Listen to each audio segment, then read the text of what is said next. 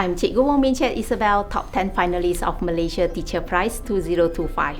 I teach Form 6 Chemistry at SMK Tasek Utara, Johor Bahru, Johor. I started coaching a group of girls for the World Robot Olympiad.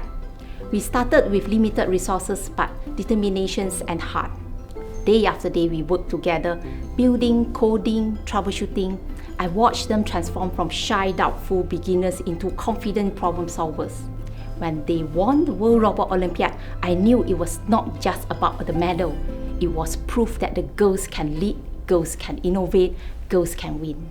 Over 50 of my students have achieved national and international recognitions, but this experience also exposed a truth.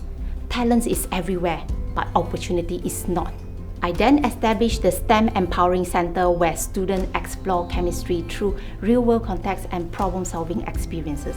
When began as a challenge become my greatest motivations, which is transforming passive learner into thinkers and showing that science can be exciting for everyone. To all teachers, never underestimate the quiet power of what you do each day. You may not see the impact immediately, but every moment of belief you give your students plant the seed of a brighter future. So keep inspiring, keep believing, and keep transforming lives. One learner, one classroom, one heartbeat at a time.